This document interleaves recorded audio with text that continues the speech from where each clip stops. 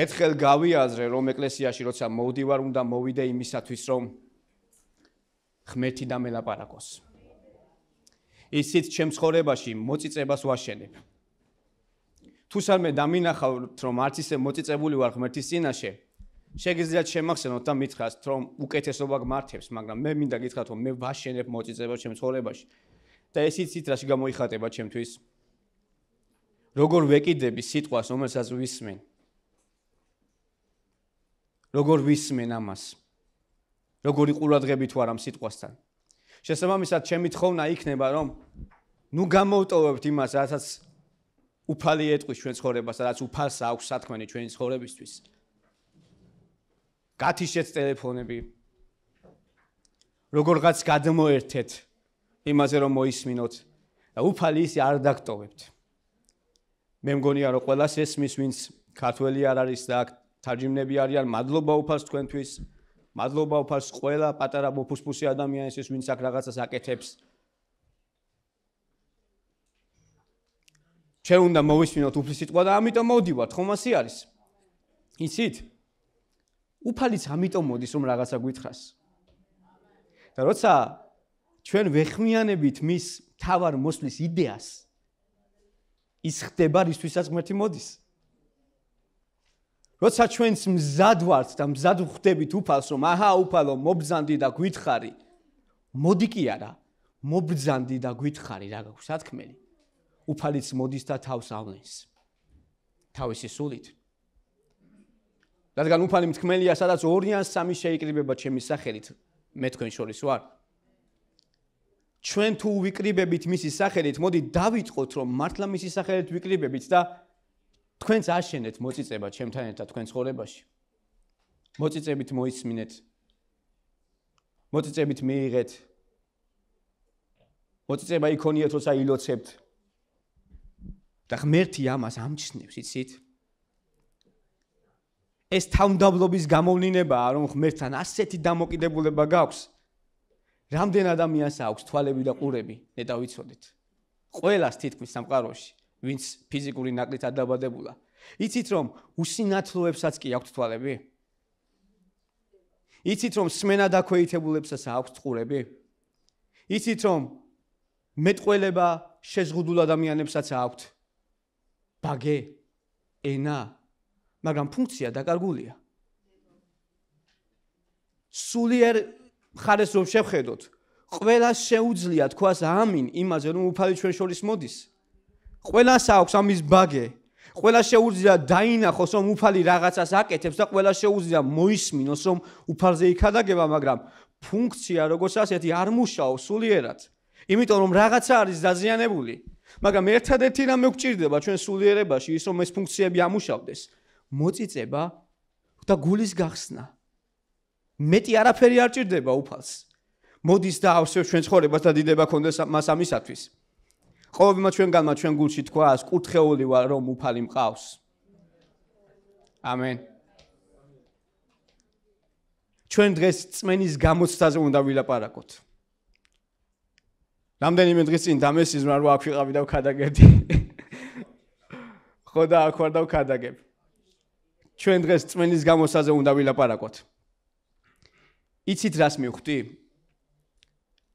თანამედროვე მორწმუნეებს დასჩემდა თეორიულად მორწმუნეობა, რომლებმაც იციან ყველაფერი, სად რა წერია, როგორ წერია, რა კონტექსტში წერია, ვის წინააღმდეგ დაიწერა, ვის სასარგებლოდ დაიწერა. ისინი მქადაგებლებს გააჩერებენ და ჩვენ გვაქვს ხუმრობა ახალგაზრდებს გააგრძელებენ სათქმელს, იმიტომ რომ იციან რაზე არის საუბარი. და დასჩემდა თანამედროვე მოწმუნეობას თეორიული რწმენა. ათობით და ასობით ადამიანთან მიწევს სახარების ჭეშმარიტებაზე ლაპარაკი. და იცით რას მივხვდი? ყველა მათგანმა იცის რაზე ელაპარაკები, მაგრამ აბსოლუტური უმრავლესობა არ ცხოვრობს ამით, თუმცა მიუხედავად ამისა, მაინც წინააღმდეგობა აქვთ, რომ შეგისწორონ რაღაცა და ისე თქვან, რაც თვითონ გონიათ, რომ არის. თვალები აქვთ, ყურები აქვთ, ბაგი აქვთ, მაგრამ ფუნქცია არ მუშაობს, გონება აქვს, მაგრამ დახსულია მათი გონება. ხომ იცით იესო ქრისტე როგორ ამბობდა, წერილში როგორ ვკითხულობთ, გაუხსნა მათ გონება წერილების გასაგებად, მოწაფეებზე წერია. ესე იგი დახსული არის ხალხის გონება. თავიდან ბრაზდებოდი ამაზე, იცით? რატომ არ გებულობს ადამიანი შავით თეთრზე დაწერილს? რატომ არ შეუძლია გაიგოს და მივხვდი რომ დაუბნელა ეშმაკმა მათ გონება, რომ არ ებრწყინა მათთვის სახარების ნათელს, მაგრამ ეკლესიის ფუნქცია ის არის და ჩვენი ფუნქცია ის არის რომ ვანათოთ. ჩვენ არ უნდა ვიყოთ თეორიული მორწმუნეები. ჩვენ უნდა ვიყოთ პრაქტიკოსი მორწმუნეები. წმენის ყველაზე დიდი გამოცდა არის ის თუ რამდენად პრაქტიკულები ვართ წმენაში, მეგობრებო. ჩვენ დღეს ვილაპარაკებთ წმენის გამოცდაზე და შესანიშნავი მარგალიტები იქნება ამ ქადაგებაში, რომელიც შეგიძლიათ აიღოთ და დართოთ სულიწმინდას ნება რომ თქვენში მოათავსოს. იმიტომ რომ ამას შეუძლია თქვენი შენახვა იმ გამოცდის დროს. იაკობი ესეთ რამეს ამბობს. ნუ ვიქნებით სიტყვის მომსმენი. 1:22-ში წერია, აქ არ გამონაცდება უბრალოდ. ნუ ვიქნებით სიტყვის მომსმენი თავის მოსატყუებლად, არამედ შემსრულებელით. ადამიანი, რომელიც თეორიულ მორწმუნეობას არჩევს, ან დასჩემდა ესეთი რამ, ის მოტყუებული არის. წერილი გვეუბნება, რომ ჩვენ არ უნდა ვიყოთ მოტყუებული ადამიანები. არ უნდა ვიყოთ უბრალოდ მომსმენები, არამედ შემსრულებლები. რას დის წმენას ყველაზე მეტად, მეგობრებო? განსაცდელი. ხომ ასე არის? ჩვენ დღეს იაკობის წერილიდან წავიკითხავთ რამდენიმე მუხლს. იაკობის წერილის პირველი თავის მეორედან მეოთხე მუხლით ჩათვლით. შეგიძლიათ თქვენ წაიკითხოთ. ყოველივე სიხარულად ჩათვალეთ, ჩემო ძმებო, როცა სხვადასხვა განსაცდელში ვარდებით. რა კი იცით, რომ თქვენი წმენის გამოცდა მოთმინებას ქმნის. მოთმინებას კი გქონდეს სრულყოფილი მოქმედება, რათა იყოთ ზრდასრულნი, სრულქმნილნი ყოველგვარი ნაკლის გარეშე. იცით, იაკობი არ ამბობს, რომ გვიხაროდეს ტანჯვა და ტკივილი. ის ამბობს, რომ ჩათვალე, მიიჩნიე. ეს არის გონებრივი არჩევანი და არა ემოციური რეაქცია. და ამ დროს სიხარული მომდინარეობს არა თვითონ განსაცდელიდან, არამედ იმის ცოდნიდან, თუ რატომ მოვიდა ეს და რას მოასწავლებს ეს ჩვენ ცხოვრებაში. იცით, მათემატიკაში არსებობს ესეთი დაშვება. როცა რამდენიმე უცნობიანი განტოლება ხვდებათ, მაგალითად ამბობენ, ვთქვათ x-ი უდრის 1-ს და ამ თქვათზე ვითარდება მთელი ამონახსნი. იაკობი ამბობს, ჩავთვალოთ. ქონიათ ადამიანებთან დებატები, ან რაღაცა 10-თა გასვლა გამოცვლა, როცა ცდილობთ რომ რაღაცა დაუმტკიცოთ და არ მოყვება ლოგიკაში ეუბნები. კარგი, ვთქვათ ეგრე იყოს. ამაზე რას მეტყვი? ეუბნები ასეთ ადამიანს, ხომ ასე არის?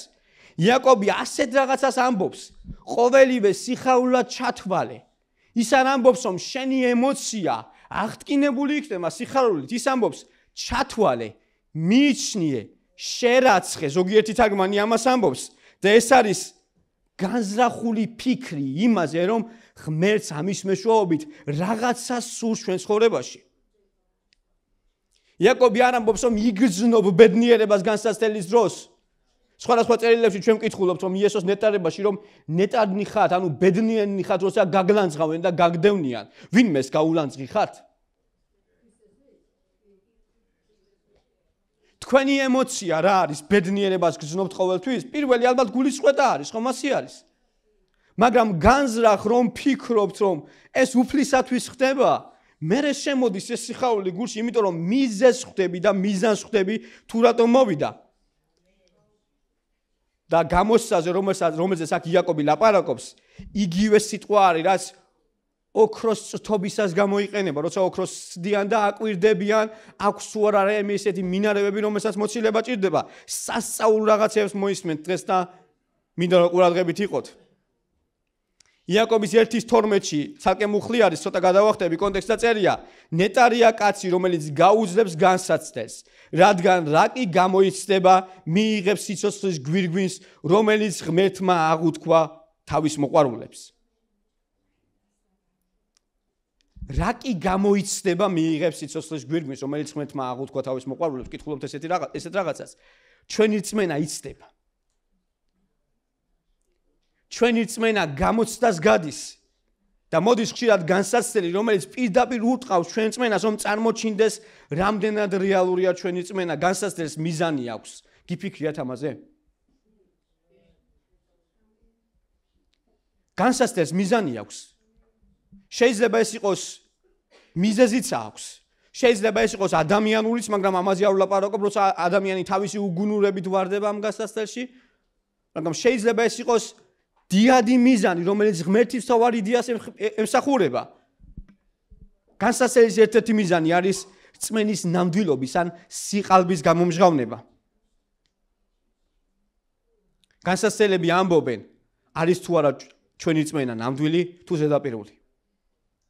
განსაცდელები ამჟღავნებენ ჩვენი წმენა კომფორტზე იყო აშენებული თუ ქრისტეს სოცხალ სიტყვაზე. რამდენი ადამიანი გინახავთ დაბრკოლდა და მიატოვა ყველაფერი. და მე ჩვენ გვჩევია ხოლმე ადამიანებს თქვა რომ ეს ამან დააბრკოლა და ტვიცვადებს ადამიანს არ არის ასე მეგობრებო. არც პეტრი არ იყო ეშმაკი და სატანა იესომ რო უთხრა განვეთ სატანავო. იესო უფრო ღრმას ხედავდა. შენ ვერავის ვერ დააბრკოლებ. სხვა რაღაცას გეუბნებით ერთი წამი მომისმინეთ. შენ ვერ შეძლებ ღვთის ხელში მყოფი ადამიანი დააბრკოლო, რაც არ უნდა გაუკეთო მას, ის მაინც იდგება და ღმერთის ხელიდან არ წავა. მაგრამ თუ ადამიანის წმენა იცდება და ის ვერ აბარებს გამოცდას, იგავებში წერია ერთი საინტერესო რაღაცა ძალიან მიყვარს. თუ გასაჭირის დღეს დაეცი, სუსტი ყოფილხარო. დაახლოებით ესეთი რაღაც. და ჩვენ ვიცით რომ ღმერთი არ ავლენს ისეთ განსაცდელს, რომის გადატანაც არ შეგვეძლება. მაგრამ განსაცდელი ადასტურებს ჩვენი წმენა ნამდვილი იყო თუ რაღაც ყოფით საკითხებს ეფუძნებოდა.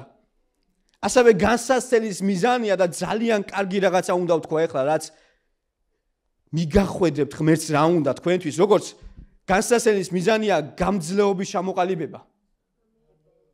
როგორც კუნთი ვითარდება დატვირთვის ქვეშ, ასევე სულიერი კაცი იზრდება წნეხის დროს. როგორც კუნთი ვითარდება, აი რომ ტკივა მაშინ იწყება თურმე ზრდა, ესე ამბობენ. ჩემზე გამოსილი ადამიანები.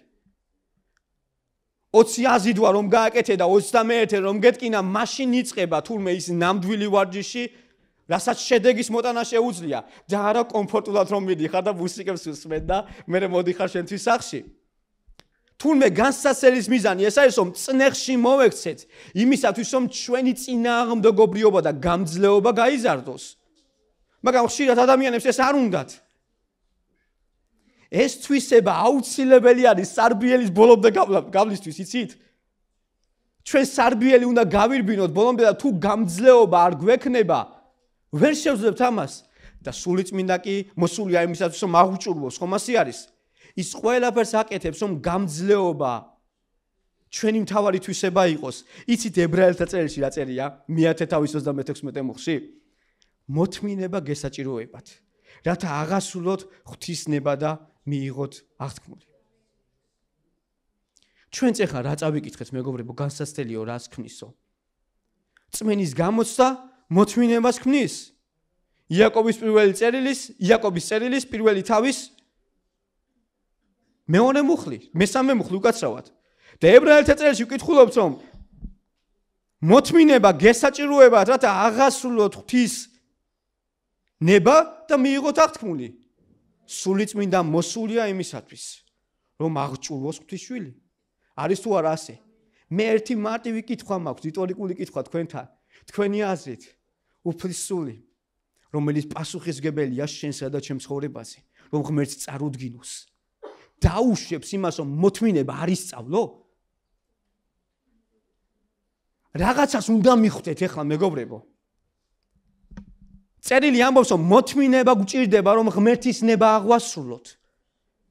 და ასევე წერილი ამბობს, რომ განსაცდელი წმენის გამოცდა მოთმინებას ქმნის. და განსაცდელის მიზანი ის არის, რომ მართლა მოთმინება გამოვიმუშაოთ. იმიტომ რომ ეს მოთმინება რაღაცისთვის გვჭირდება. ეხლა მარტო ახალგაზრდები რომ იყვნენ აქ, ეგრევე გაიგებდნენ ისი თქვა მინდა. არსებობს ვიდეო თამაშები, სადაც კონკრეტულ რაღაცას ვერ აიღებ, თუ სამი რაღაცა არ აიღე მანამდე. ანუ 4 ან ბევრი. მაგრამ თანამედროვეობაზე ვიტყვი, ეხლა მარტივად ვიტყვი. სახს ვერ ააშენებ მასალის გარეშე. არის თუ არა ეს სიმართლე? არის დასადგამისახლები, მაგრამ მასაც მასალა ჭირდება. მოთმინება შენი და ჩემი საშენი მასალა არის. ნახე წერილი რას ამბობს? მოთმინება გჭირდება, არ მინდა ღმერთო, არა ღმერთი გეუბნება, გჭირდება რომ შეასრულო ჩემი ნება. და ამიტომ შენი რწმენა იცდება. და შენი რწმენის გამოცდა კი მოთმინებას ქმნის. და მესამე მიზანი განსასწრელისა სულიერი სიმწიფის მიღწევა. რწმენის გამოცდის საბოლოო მიზანი არა ტანჯვა, არამედ პიროვნული და სულიერი სისრული არის. როცა მორწმუნე განიცდის განსასწრებს, მისი ხასიათი უფრო მტკიცე და სულიერი ბუნება უფრო გამტკიცებული ხდება. იცით ასეთ დროს რა ხდება? ის მეტად მზად არის ღმერთის დიადის საქმეების საკეთებლად, ვიდრე აქამდე იყო.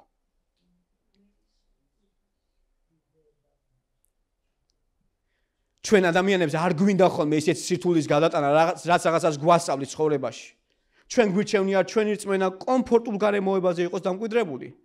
მაგრამ განსასწრელის მიზანი თურმე სწორედ ეს ყოფილა, რომ ჩვენი რწმენა გამოიცადოს, რომ დავწმუნდეთ მოტყუებულები ვართ საბოლოო მიზანში, საბოლოო სურათში, თუ ნამდვილად სწორ საფუძველზე დგას ჩვენი რწმენა. გაუგებარი ხომ არ არის თქვენთვისაც ვლაპარაკობ. განსასწრელის მიზანი სწორედ ეს არის, რომ მიგვახვედროს, მოთმინება ჩამოგვიყალიბოს და მიგვაღწევინოს. ნახე, გაიაზრო სათხარ.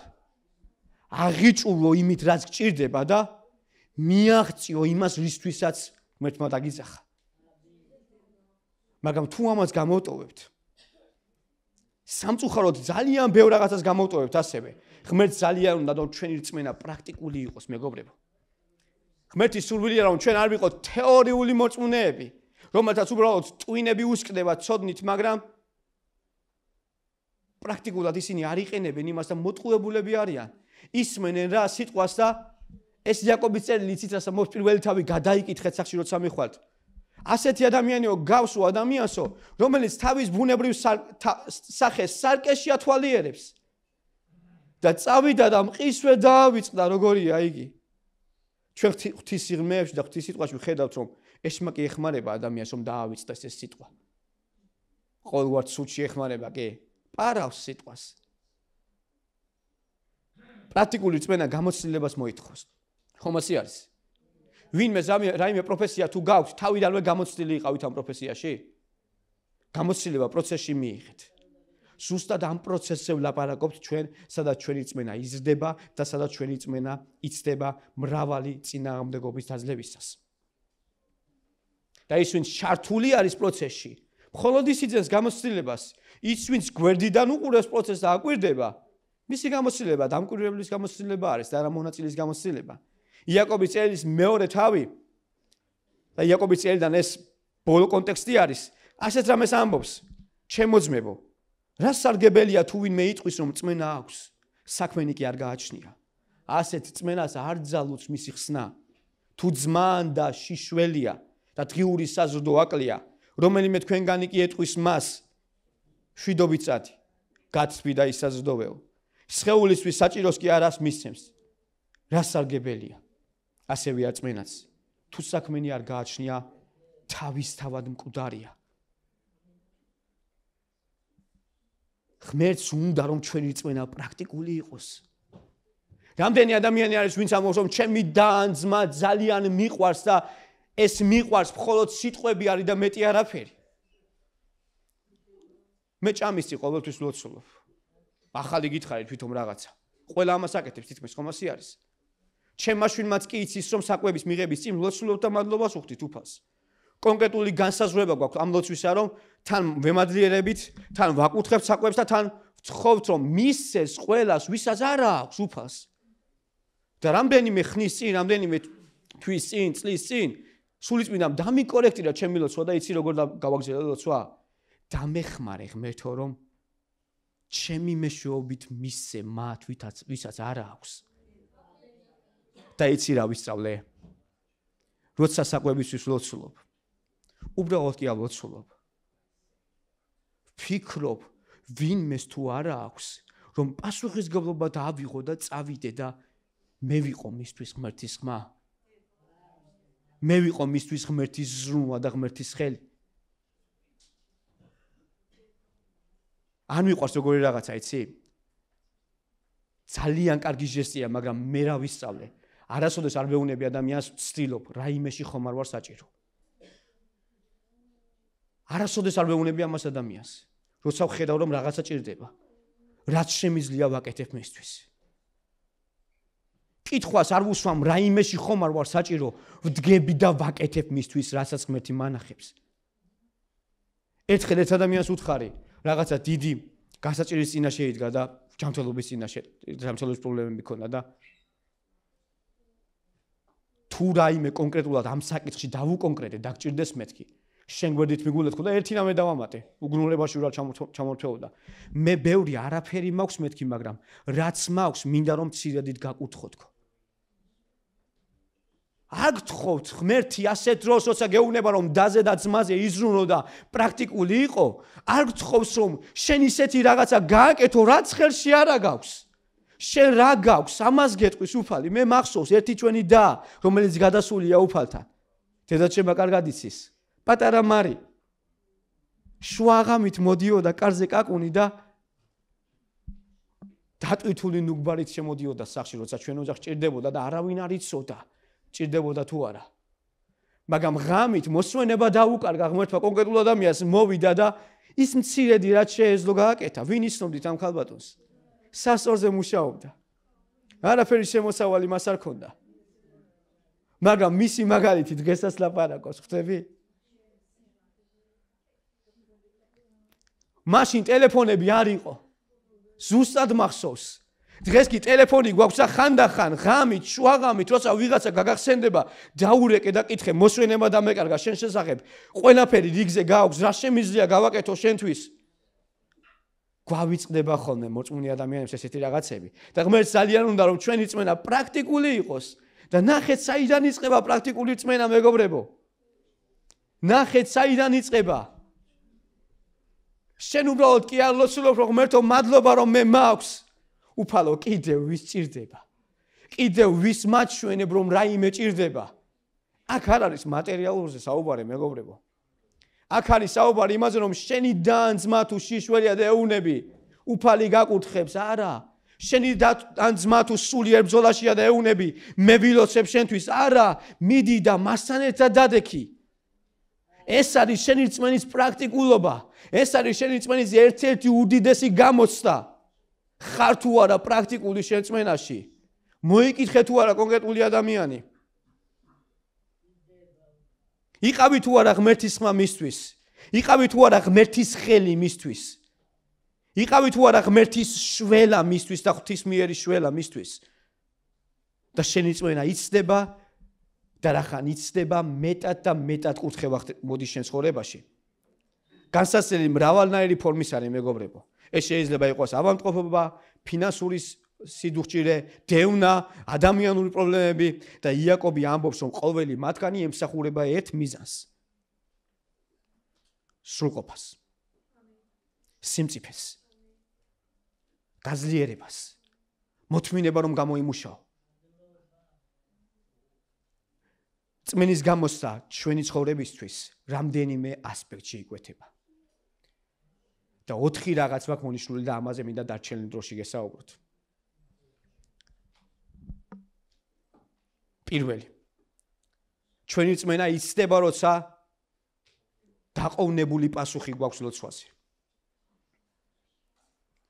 ჩვენი რწმენა იცდება, როცა ლოცვაზე ჯერაც არ მიგვიღია პასუხი და ვიბრძვით ზღვარზე ვართ, გავაგზავნოთ რწმენა თუ დავნებდეთ თუ რა არის არც კი ისმის არც არა ისმის ან შეიძლება ყოფილა მაგრამ არ გაგვიგონია რა ვთქვით ჩვენ ყურები გვაქვს მაგრამ ზოგჯერ არ გვესმის ხოლმე შეიძლება დაგვინახავს კიდეც პასუხი მაგრამ არ მოგვისმენია ვერ შეგვიმჩნევია იმიტომ რომ თუნდაც რასავი და ვთქვი იმ მოწიწებას არ ვაშენებთ რომ ისე მოვისმინოთ როგორც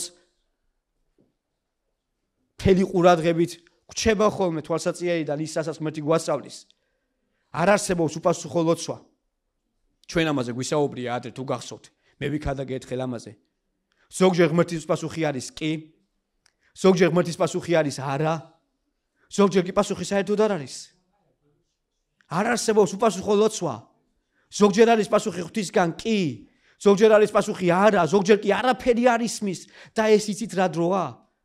როცა უნდა გააგრძელო. როცა უნდა გააგრძელო ლოცვა. როცა შენი რწმენა იცდება. ამ დროს უნდა დადგე როგორც იაკობის წერილი გასწავლისა, განზრახულად უნდა დაიწყო ფიქრი. და როცა განზრახ ფიქრს დაიწყებ თუ რატო ყომდება შენი ლოცვა, შემდეგ კვლევას დაიწყებ. და როცა გამოარკვევ თუ რა არის გამო არის და აუცილებლად გაიგებ ამას. მე არ დავიწყებ ეხლა ზედმეტად ჩაშლას, მაგრამ შენ თავში ვერ გამოიკვლიო ყველაფერს. გამოკვლევა იცი რას ნიშნავს?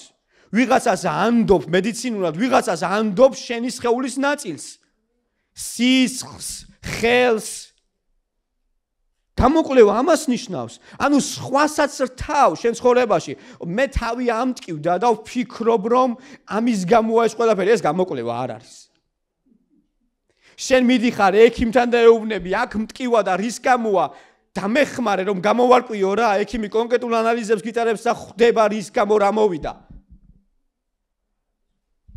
ჩვენთვის გამოკვლევა იცი რა არის, როცა ვერ გაგვირკვევია რის გამო რა ხდება ცხოვრებაში?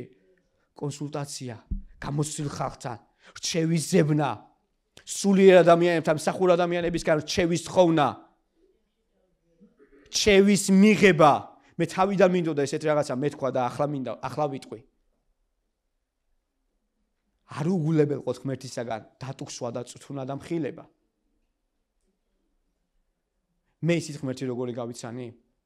აი აქ ითქვა რომ ღმერთი რომელიც ყოვლის შემძლეა, ღმერთი რომელიც კურნავს და ასე შემდეგ მრავალი ბუნებით გაიცნო ღმერთმა ადამიანი. ჩემი ბოლო წლების განმავლობაში ღმერთი გავიცანი ასე, ცუდად ნუ ჩამომართვებთ. ღმერთი რომელიც მიბიძგებს. და რას გულისხმობ? მქონდა რამდენიმე საკითხი რომლის გადალახვაც მიჭირდა.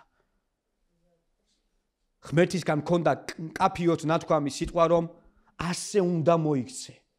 ცოდვაზე გამარჯვებაზე არ გელაპარაკებით. მადლობა უფალს არ ვცხოვრობ ცოდვაში. უფალს დიდება ყველაფრისათვის. მისი მადლი და არა ჩვენ ხომ ასე არის. მაგრამ იყო რაღაცა ყოფითი საკითხის გადაჭრა რაც უნდა გამეკეთებინა, მაგრამ ძალას ვერ პოულობდი ჩემში. რამდენჯერმე შევებედრე უფალს და არ მოხდა სასწაული და ვთხოვე უფალს ესეთ რაღაცა. უფალო, ხომ ხედავ რომ ძალას ვერ პოულობ ამ დიდი რაღაცის გასაკეთებლად. მიბიძგე რა. გევედრები მიბიძგე რა, აღძარი ადამიანთა გულები, რომელიც შენი მეშვეობით მიბიძგებენ, გევედრები გააკეთე რა ეს უფალო. და იცი რა მოხდა? იმავე კვირაში. ისეთი რაღაცები მოხდა, რამაც იძულებული გამხადა, რომ ის საკითხები გადამეჭრა. და ღმერთმა მიბიძგა. ეს ერთხელ და ორჯერ არ მომხდარა. და როცა ადამიანს პასუხი აქვს, კი, იცით რატომ ამოფ ამას? ზოგჯერ მაინც ლოცვას აგრძელებს. ზოგჯერ არიან ადამიანები ასე. ღმერთისგან აქვს პასუხი, რომ ეს უნდა გააკეთო, ან ეს არ უნდა გააკეთო და მაინც ლოცვას აგრძელებს. უფალო, შენ დამეხმარე, არც იკვლევს. და გონია რომ მისი ლოცვა დაყოვნებულია, მაგრამ ასეთ კატეგორიაზე კი ვლაპარაკობ. ვინც ჩართულია პროცესში და დაყოვნებულია მისი ლოცვა და პასუხი არ მოსულა ჯერაც უნდა გააგრძელო. იმიტომ რომ პასუხი მოვა და თუ ღმერთმა კი გითხრა ან არა გითხრა, ღმერთს იმით ძალად შესწევს რომ გაგაკეთებინოს და გადაგალახინოს ეს ყოველივე. ჩვენ ხო განსაცდელზე ვლაპარაკობთ, როგორც წვენის გამოცდაზე, რომელიც მოდის იმისათვის რომ რაღაცა ვისწავლოთ ცხოვრებაში, ღმერთი გადაგალახინებს. წინ გვაქვს საუკეთესო კიდე რადაც უნდა ვისაუბროთ. დანიელის წიგნში ესეთ რამეს ვკითხულობთ. მთლიან კონტექსტს არ წავიკითხავ, მე-10 თავის მხოლოდ მე-12, მე-13 კონტექსტ მუხს წავიკითხავ, მაგრამ მანამდე გეტყვით რომ დანიელმა 21 დღე გადაწყვიტა რომ კარგი საჭმელი არ ეჭამა, ემარხულა და 24 დღეს მოდის მასთან ანგელოზი და ელაპარაკება. კვლავ მითხრა მე-10 თავის მე-12, მე-13 მუხლები. ნუ გეშინია დანიელ. რადგან პირველივე დღიდან როცა შენი გული გონიერებას დაუთმე და თავი დაიმდაბლე შენი ღმერთის წინაშე შესმენილი იქნა შენი ლოცვები და მოვედი შენი სიტყვის საპასუხოდ. მაგრამ სპარსეთის სამეფოს მთავარი მეწინააღმდეგებოდა 21 დღე და მიქაელი ერთ-ერთი პირველი მთავართაგან მოვიდა ჩემ დასახმარებლად და იქ დავტოვე იგი სპარსეთის მეფესთან. აქ ლოცვის დროს რა ხდება დაახლოებით ესეც სურათს გვიმხელს ბიბლია. დანიელი ლოცულობდა, თავი დაიმდაბლა და აგრძელებდა ლოცვას, მანამ ვიდრე პასუხი არ მოვიდოდა. და მოვიდა 3 კვირას პლუს 3 დღის მერე ანგელოზი და ეუბნება პირველივე დღიდანვე, როცა შენი გული გონიერებას დაუთმე, თავი დაიმდაბლე უფლის წინაშე, მოვედი პასუხის მოსატანად, წამოვედი შენთან პასუხის მოსატანად, მაგრამ მაბრკოლებდა ტერი. მაგრამ შენ ბრძოლას აგრძელებდი და აჰა, მოგიტანე პასუხი. და დანიელმა პასუხი მიიღო. რამდენ თქვენგანს და ჩვენ ადამიანებს ზოგადად რამდენ ჩვენგან შეიძლება კონდეს დავიწყებული ლოცვები. დავიწყებული ლოცვა, რაზეც პასუხი უბრალოდ არ მიგვიღია და ხელი ჩავიქნიეთ. აქ სურათი არ გამომიტანია დავიწყებული ლოცვა, რომელსაც ყურადღება აღარ მივაქციეთ და ხელი ჩავიქნიეთ და არც კი მიგვიღია ამაზე, არც არა მიგვიღია, მაგრამ ვიცოდით რომ ეს ღმერთის აღთქმა იყო და ამაზე უნდა გველოცა, ხელი ჩავიქნიეთ და რას გავს იცით ეს სურათები რო ვრცელდება ხოლმე, კაცი რომ მიწაში არის და ერთი დარტყმაღა უნდა და მარგალიტები იყრება მიწიდან და გადაიკიდა ეს რა ქვია ამას წერა ქვი ხო გადაიკიდა და წავიდა და მიატოვა. გაიხსენე შენი დავიწყებული ლოცვა, გაიხსენე შენი დავიწყებული აღთქმა შენი და არა ღმერთის. ღმერთს არაფერი არ ავიწყდება. გაიხსენე და გააგრძელე ერთგულად დგომა ლოცვაში, მანამ სანამ პასუხს არ მიიღებ. რამდენ ადამიანს ქონია აქ ღმერთისაგან აღთქმა რომ გაკუთხებ, წარგიძღვები, შენ გვერდით ვიქნები, დაგადგენ, განგამტკიცებ, მსახურებაში ძლიერებას მიაღწევ, მაგრამ ადამიანები ლოცვას არ აგრძელებდნენ.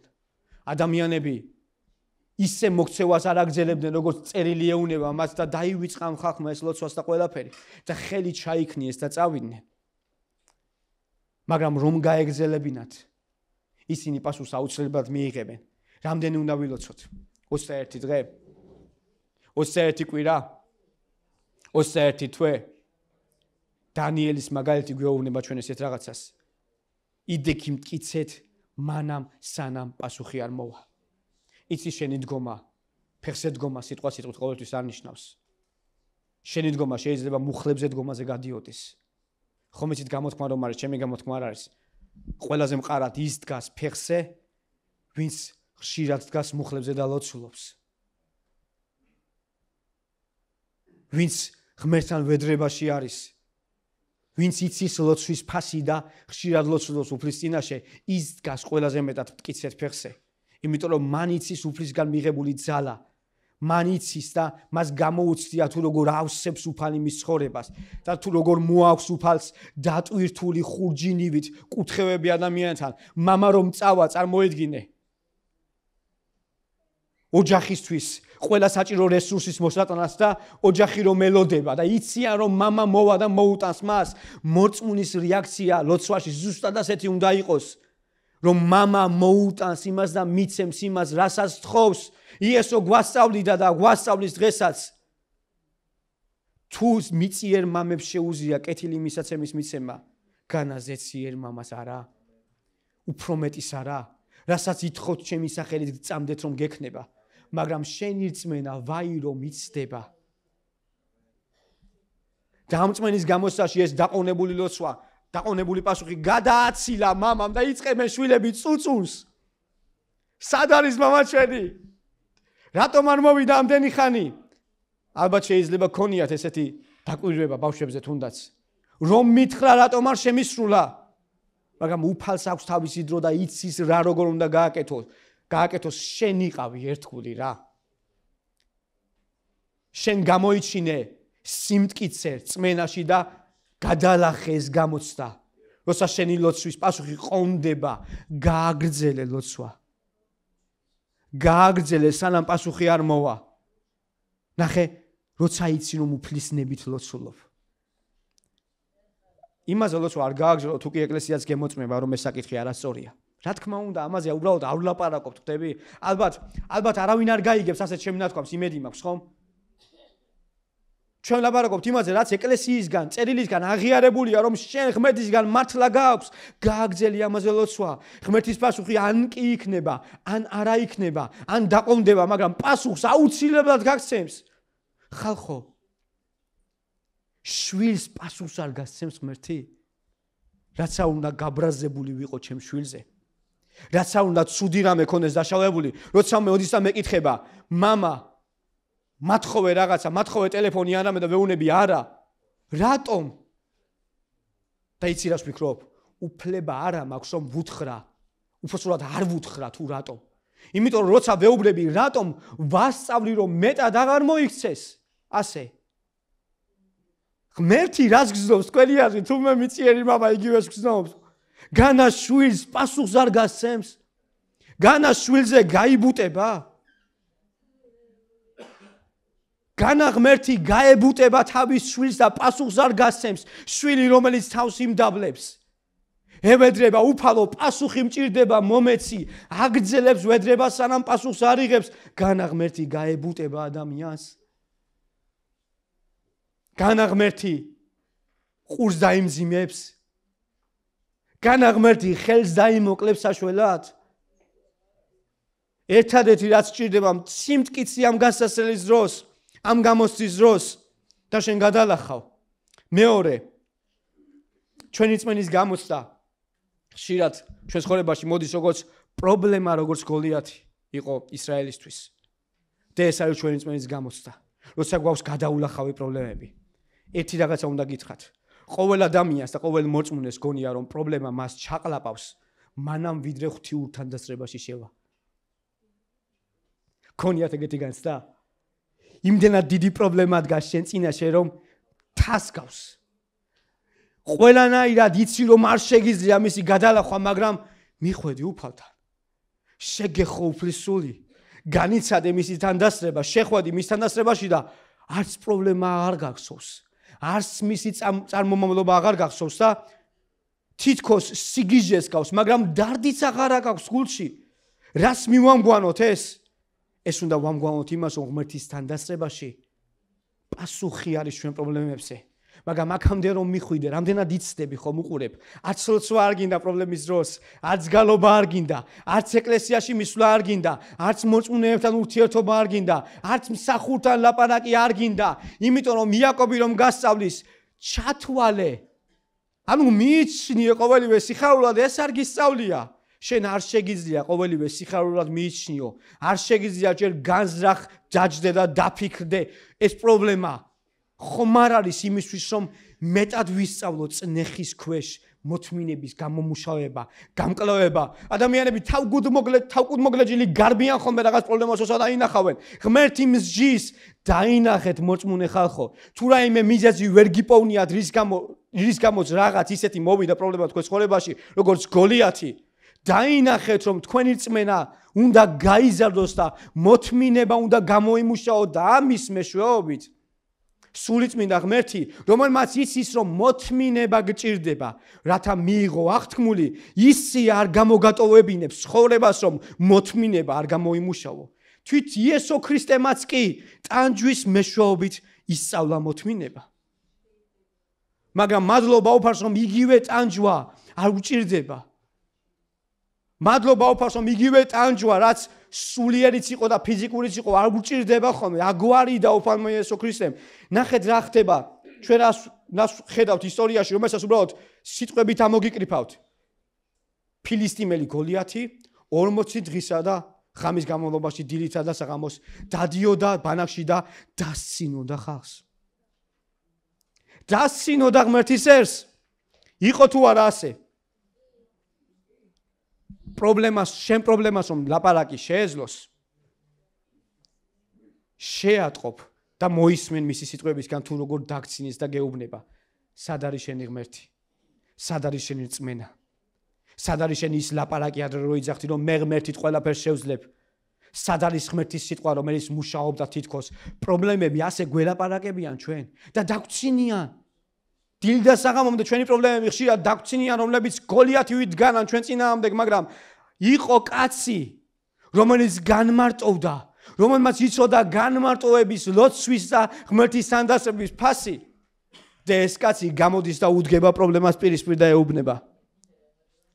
ღმერთის მეშვეობით უნდა გძლიო.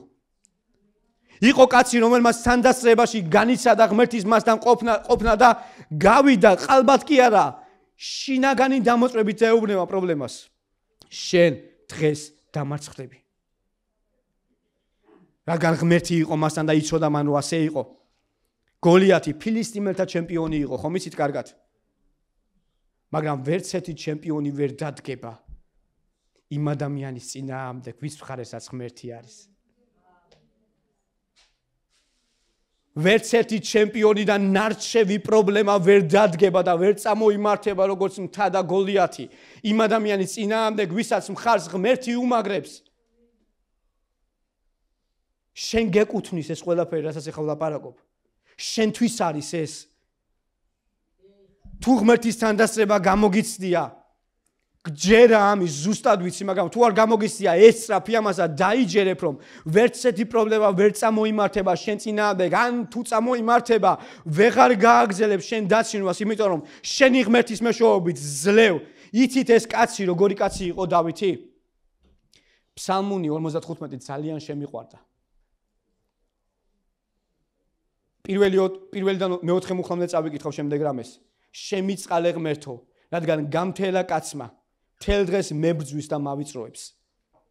მთელ დღეს მთელავდა ჩემი მტერი, რადგან მრავალი მებრძვის ამპარტავნულად უზენაესო.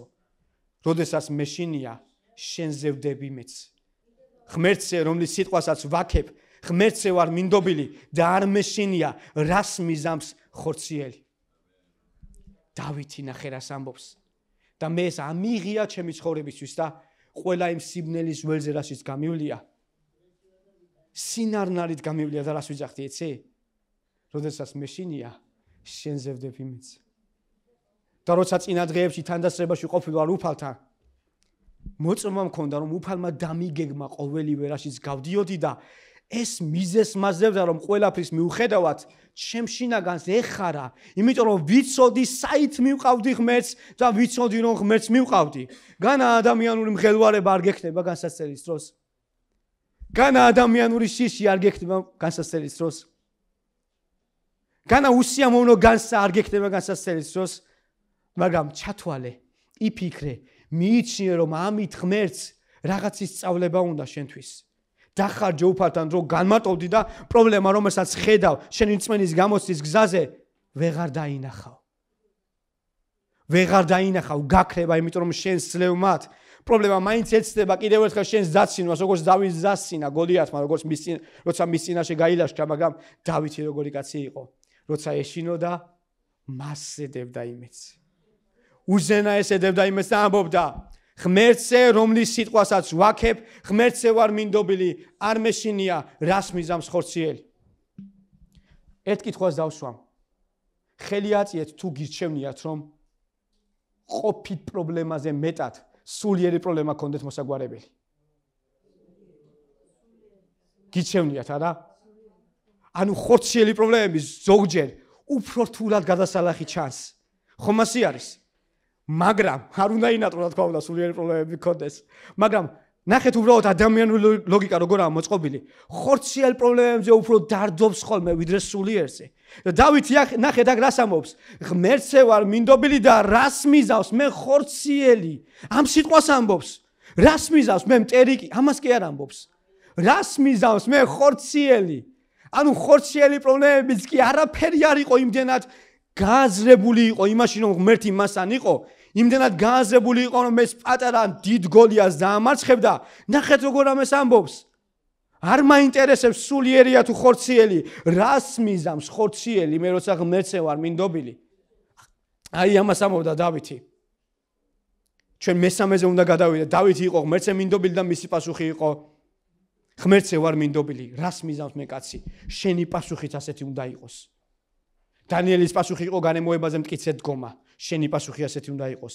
დავითის პასუხი არის ღმერთზე ვარ მინდობილი, რას მიზამს მე კაცი, შენი პასუხი ასეთი უნდა იყოს წმენის გამოცდის დროს. მესამე, მოულოდნელი გარემოებები ხშირად ჩვენი წმენის გამოცდა არის. მოულოდნელი უბედურება თუნდაც. ხშირად ადამიანის გამოცდა არის წმენისა. ვინ ელოდება რომ ხვალინდელი დღე მძიმე გათენდება? არავინ. მომაკვდავიც კი რომელსაც უნდა სიცოცხლე, რომელიც წოლი არია, არ ელოდება რომ ხვალინდელ დღეს მოკვდება და გადავა. იცით? მისი იმედიც კი არის რომ კიდევ ვიცოცხლებს. არავინ არ ელოდება უბედურებას, იმიტომ რომ ყველასთვის მოულოდნელი არის. იცით ჩემი ლოცვა რა არის წლების განმავლობაში? უფალო არიდე ჩემი სახლეული მოულოდნელ უბედურებას. ეხლა მოსალოდნელი უბედურება კარგია, ვიღაცა იტყვის.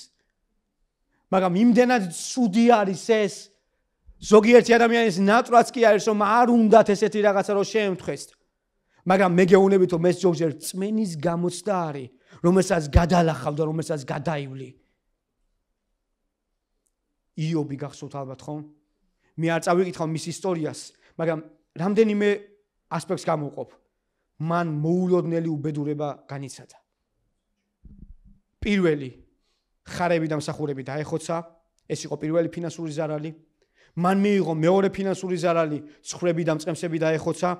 მან მიიღო მესამე ფინანსური ზარალი, აქლემები და მსახურები დაეხოცა. მან მიიღო მეოთხე ფინანსური ზარალი, უფროსი ვაჟის სახლში მთელი მისი შვილები იყვნენ შეკრებილი და ყველა ამოიხოცა, ხალიშხალი ამოვარდა და ამოიხოცა და მან მიიღო მეხუთე მოულოდნელი უბედურება, პირადი ავადმყოფობით დაავადდა. სწავლულები ამბობენ რომ მისი ქონება მინიმუმ 40-50 მილიონი იყო და თანამედროვეობაში შეიძლება მილიარდელიც კი ყოფილიყო და 24 საათში ყველაფერი დაკარგა. როგორი უნდა იყოფილიყო მისი პასუხი? როგორი უნდა ყოფილიყო მისი მოულოდნელი დამოკიდებულება? მოულოდნელობასთან შეჯახება, ამის თქმა მინდა. ქონია ცხოვრებაში მოულოდნელობის განცდა, რომ რაღაცა მოულოდნელად მოხდა, მოულოდნელი უბედურება. არავინ არ ელოდება, არაფერი არ ჭირს ადამიანს, არავინ არ ელოდება. შეიძლება დაავადებულზე თქვენ რომ მოსალოდნელი იყო, მაგრამ ნახეთ რამდენად მოულოდნელია ეს უბედურება. მართლა რომ უბედურება ქვია. მაგრამ ვიღაცის წმენას აქ ურტყამს ეს მოულოდნელი უბედურება და იცდება მისი წმენა, მაგრამ ასეთ განსაცდელ გადალახულ ადამიანები მერე სხვას ამხდევენ, იცით? მერე სხვას უჭერენ მხარს, ისიც ხდება ესეთი რაღაცეები. და ეს არის მოულოდნელი უბედურებად შეფასებული ბიბლიის საფუძველზე. შეიძლება არ მოხდეს რაღაც სოდვის გამო. იობის პასუხი იცით რა იყო? უფალმა მომცა და უფალმა წაიღო. შენი პასუხიც ასეთი უნდა იყოს. ჩემგან ალბათ ხსმენიათ რამდენჯერმე ჩემ შვილს სამჯერ ერთი და იგივე რაღაც შეემთხვა. რამდენიმე წლის წინ. სამჯერ. პირველად ძალიან მოულოდნელი იყო, საავადმყოფოში გადავიყვანეთ. მეორედაც მოულოდნელი იყო და მესამედაც იგივე რაღაცა შეემთხვა. ოღონ ვიღაცა დაეტაკა და ტვინის შერყევა მიიღო და გაითიშა და მოგვიწია რომ საავადმყოფოში გადავიყვანა. სამჯერ ერთხელ დიმაზე გამოვარდა, მეორედ რაღაცა სოფელში დაიზიანა, მესამედ გამლელი ადამიანი ფეხით მოსიარულე დაეტაკა ბაზარში და წაიქცა და გაითიშა. არაფერი არ ჭირდა ისეთი მადლობა უფალს, ყველაფერი კარგად არის, მაგრამ ყველა მოულოდნელობა იყო. პირველად ძალიან გამისადე. უფალს ვევედრებოდი, წლების წინ იყო, მინიმუმ 6 წლის წინ, 1 წლის იყო მაშინ. უფალო თუ რაიმე, ნახე ადამიანი მაინც რა არის. მაშინ გაცილებით სუსტი ვიყავი წმენაში ვიდრე დღეს ვარ. უფალო თუ რაიმე, იმიტომ ხდება რომ მე გავუღე რაიმეს კარითქო, მე წამიყვანე და ჩემი შვილი დატოვე თქო. ესე ვევედრებოდი უფალს. მეორედ რომ მოხდა ძალიან განვისიდი, მეორედაც ვევედრებოდი უფალს რომ უფალო გევედრები, ვიცი რომ არაფრის გამო არ მოსულა ეს, მაგრამ შენ ხელში იყოს გევედრები, ამას ვეუბნებოდი უფალს და მესამედ რომ გავიგე, ჩემი შინაგანი ღელავდა, თემო იყო მაშინ ჩემთან სახლში, დღეს არ არის ეკლესიაში. ჩემი შინაგანი ღელავდა. შემეშინდა, მაგრამ შევედი ოთახში და სიცილი დავიწყე. სიცილი დავიწყე იმაზე, რომ მივხვდი რა ხდებოდა. და როგორ ლოცვა დავიწყე, იცი? მე ვიცი რომ ასეთი რაღაცა აღარ მოხდება უფალო, მე ვიცი რომ ეს ჩემი წმენის გამოცდა არის და შენთანაც რომ განმოვიდეს, შენი მოწმუნე დავჩები და ვიცი რომ ძალასაც მომცემ. ასეთ რაღაცას ვეუნებოდი ღმერთს. და დავცინოდი ბოროს ვეუნებოდი რომ ვიცი რა ხდება და აღარ მეშინია, უпроსტად ვირჩევ რომ აღარ შემეშინდეს. ადამიანი თუ ხარ შანსი არ არის რომ რაღაც მღელვარება არ კონდეს. დავით იცი რას ამბობდა? კიდევ ერთხელ გეტყვით, როცა მეშინია, შევზევდები ბედს. რა ძლიერი სიტყვაა იცით რომ სამგზაზე გადიხართ? როცა მეშინია შენზე ვდებ იმედს, რას მიზავს მე ხორციელი, რას მიზავს მე სულიერი, შეგიძლია ესე თქვა მტერზე და იობის პასუხი იყო უფალმა მომცა და უფალმა წაიღო. ვერავის ვერ ვედრებით, მაგრამ ვიღებთ მაგალითებს ღვთის სიტყვიდან. და მაშინ გონიერებას მოუხმე და ჩემი პასუხიც აღმოხდა ბაგეს, უფალო შენია და შენია. მორჩა. და უფალმა ეს მოულოდნელი უბედურება სასიკეთოდ მომიქცია და ძალიან მოხარული ვარ. მყავს შესანიშნავი ვაჟკაცი. და მეოთხე წმენის გამოსცა ხშირად არის როგორც ჩიხში ყოფნა და დაკეტილი კარი ჩვენი ცხოვრებისთვის. ხომ იცით ჩიხში ყოფნა რა არის? ყველა ძალა რომ გამოცალე, ყველა რესურსი რომ დახარჯე, რომ აღარაფერი აღარ შეგიძლია საერთოდ და ჩიხში ხარ და ელოდები როდის შემოგაკითხავს მტერი და როდის ჩაგკლავს ჩიხში, მოდი მარტივად ვთქვათ, იმიტომ რომ იმდენად იმძლავ რა უკვე ყველაფერმა გარემოებამაც ვიღაცა ამბობდა ყველაფერმა ჩემთვის მოიცალაო და ახალგაზრდა იყო ერთ-ერთი და ვეუბნებოდი ძალიან მძიმე სიტყვა არის, მაგრამ გაუძელი უფალი იქნება შენთან თქო. აი ეს არის დაახლოებით იგივე რაღაც, როცა ადამიანი ჩიხში არის და არ იცის როგორ უნდა გამოვიდეს იქედან. ეს არის ტესტი, რომელიც ამოწმებს, რამდენად პრაქტიკულია ჩვენი რწმენა, როდესაც ჩვენ წინაშე დგას ფიზიკური ან სულიერი ბარიერი. როგორც ჩიხი, გზა აღარ არის, დახშულია კარი და აღარ შეგვიძლია წინ წასვლა. და ნამდვილი რწმენა ასეთ დროს არ ეფუძნება რესურსების შემოწმებას, რა მაქვს ხელთ, რომ ამ ჩიხიდან გამოვიდე, არამედ დაპირებებს, რომელიც უფალს აქვს ნათქვამი ადამიანის ცხოვრებაში. როცა ადამიანმა ყველა რესურსი ამოწურა, მისი რწმენა იცდება, უნდა მიხვდეს, რომ მისი რწმენა კი არ უნდა ეფუძნებოდეს რესურსებს, არამედ დაპირებას, რომელიც მოთქვა თქვა და შენი რწმენა უნდა მოხდეს ჩიხში, რომ გამოიცადოს შენ რესურსებს ეფუძნები თუ ღმერთის დაპირებებს. ხვდები რამდენად ცდილობს ღმერთი შენი მინარევებისგან გათავისუფლებას, თვითონ დაგიგეგმა რომ ამ ჩიხში შესულიყავი, იმის გამო რომ მიმხვდარიყავი რომ შენი რწმენა რესურსებს, კომფორტს, შენ ჯიბეს და შენ შესაძლებლობას ეფუძნებოდა, რომ გამწყდარიყავი და მიმხვდარიყავი, ღმერთო, შენია დიდება, შენგან არის ყოველივე და შენ დაპირებებზე ვდგავარ და არა ჩემ შესაძლებლობაზე, იმიტომ რომ თუ შენ შესაძლებლობაზე იდგება შენი რწმენა, შენ რესურსებს ჩაებღაუჭები და ხელს არ გაუშვებ. მაგრამ ღმერთს არ უნდა რომ მის გარდა სხვა რამეზე იყო ჩაბღაუჭებული. ამიტომ რას აკეთებს ის?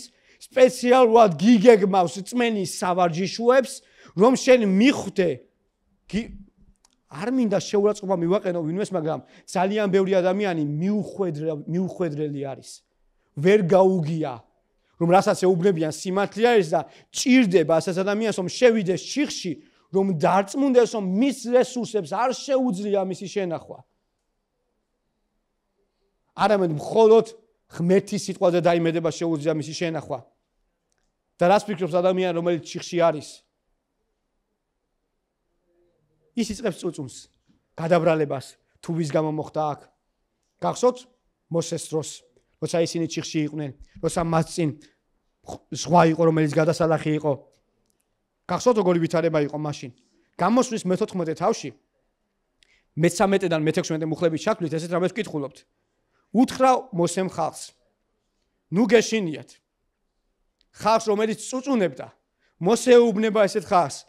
ნუ გეშინიათ, მტკიცეთ იდექით და იხილავთ უფლის მიერ ხსნას,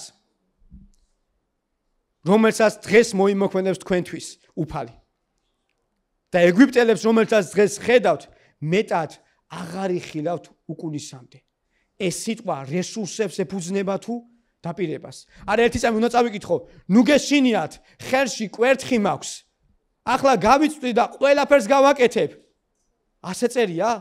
არა. ნუ გეშინიათ, მტკიცეთ იდექით და იხილავთ უფლის მიერ ხსნას, რომელსაც დღეს მოიმოქმედებს თქვენთვის. და ეგვიპტელებს, რომელსაც დღეს ხედავთ, მეტად აღარ იხილავთ უკუნისამდე. ეს არის დაპირება, რომელზეც მოსეს თავაზობს ადამიანებს, რომ დადგნენ. აგზელებს უფალი იბრძოლებს თქვენთვის, თქვენ კი იყუჩეთ. მოწუწუნე ხალხს, ყველაზე მეტად რა შველის იცი? გაჩუმება. ჩუმად იყოს. ან კარგი თქვი, ან არაფერი თქვა.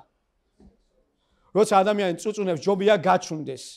შენი ფიქრები წუწუნი არ არის, შენი ფიქრები არის მცდელობა, რომ შენ წუწუნი დაგცდეს. მაგრამ როცა შენ არ ლაპარაკობ, უკვე შენ კი არ წუწუნებ, იბრძვი რომ არ დასცდეს შენ ბაგეს ის არასწორი რაღაცეები, რაც მადლიერების საწინააღმდეგო მდგომარეობა არის, ანუ წუწული. და ასეთ ხალხს მოსე ეუნება, იყუჩეთ. ჩუმად იყავით. უთხრა უფალმა მოსეს, რაც შემომღაღადებ. უთხარი ისრაელიანებს წინ წავიდნენ 100 ეკვერთხი და გაიწოდე ხელი ზღვაზე. გააპეიგი და გავლენ ისრაელის შვილები მშრალად შუა ზღვაში. როცა შენი წმენა ეფუძნება ღმერთის დაპირებას და არა რესურსს, ღმერთი შენ რესურსებს კი არ გათმევს, შენ რესურსებს იყენებს შენი წმენის სრულყოფისათვის. იმისათვის რომ შენი წმენა ქმედითი გამოვლინდეს. მაგრამ თუ შენი წმენა რესურსს ეფუძნება, ღმერთი ამ რესურსს დაგილეწავს და გასწავლის რომ დაპირებაზე დაიმეძდე მის სიტყვაზე და არა შენ რესურსებზე. ხვდებით, როდის ართმევს ღმერთი ადამიანს რაღაცას, როცა რაღაცა ღმერთზე წინ დგას.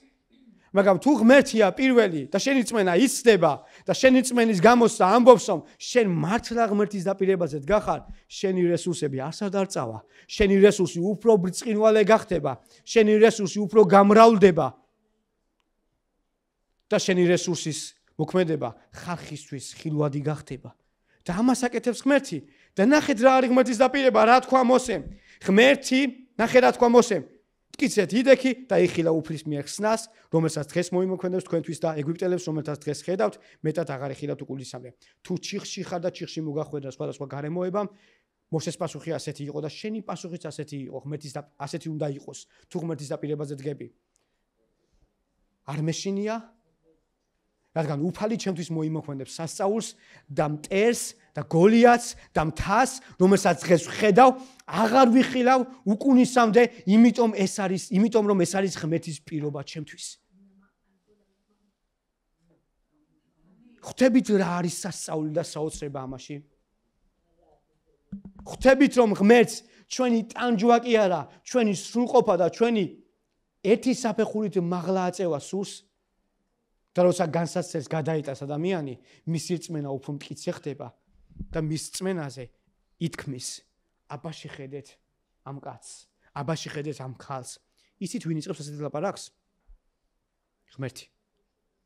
ღმერთი იობზე ლაპარაკობდა ამას ზუსტად. შეხედეთ კაცი. და ღმერთი ებრაელთა წერილში საოცრება წერია რწმენის ასეთ ადამიანებზე. ღმერთსო არ ცხვენია რომ ასეთი ადამიანების ღმერთი უწოდოს თავის თავსო. ებრაელთა წერილში წერია რწმენის მიღების კონტექსტში.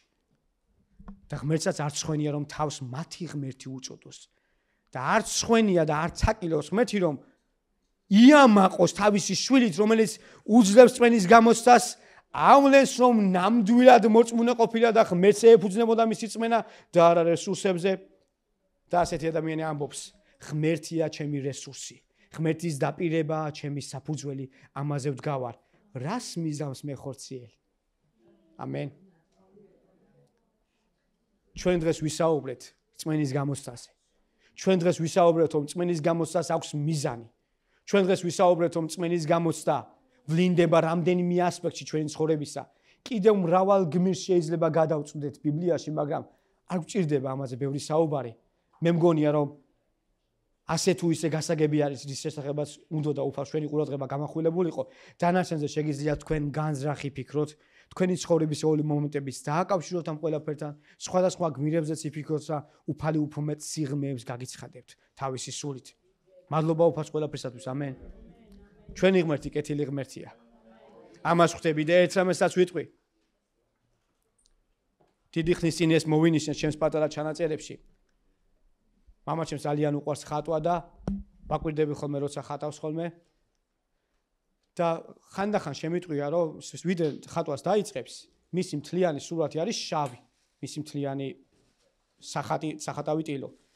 და რომ გავივლი ერთ კვირაში და ორ კვირაში, ეს შავი ფერი საერთოდ აღარ ჩანს. აქეთ ფერადი ყვავილი არის, აქეთ ჩანჩქერი არის, აქეთ შენობა არის, აქეთ ხე არის და სხვა ნახატი დახატე? ვეკითხები. არა, ეს ის არის მეუბნება. რას მივხვდი იცი? რა მასწავლა იცი სულიწმინო მამით? ბნელი დღეები არ არის საბოლოო წერტილი. ეს არის ერთგვარი ბაზა იმისათვის რომ მრავალი ნათელი შემოვიდეს შენში. მრავალი ნათელი ფერებით გაბწყინდეს შენი ცხოვრება. და ეს არის იმედი ჩემთვის და თქვენთვის. გაევლით ბნელველზე, აიღეთ ეს მარგალეტი ღვთის სიტყვიდან. ღმერთია ჩემ მხარეს, უფალმა და ამიგეგმა. ღმერთის თანდასებაში უნდა მიიღოთ ეს მოწმობა, რა თქმა უნდა. ღმერთია ჩვენ მხარეს. რას მიზავს მე ხორციელი? რას მიზავს მე ხორციელი პრობლემა და ერთიც არ შეგეშინდეს, როცა მე შინია, შენზე ვიმეც. რამდენად დიდი სიტყვა არა?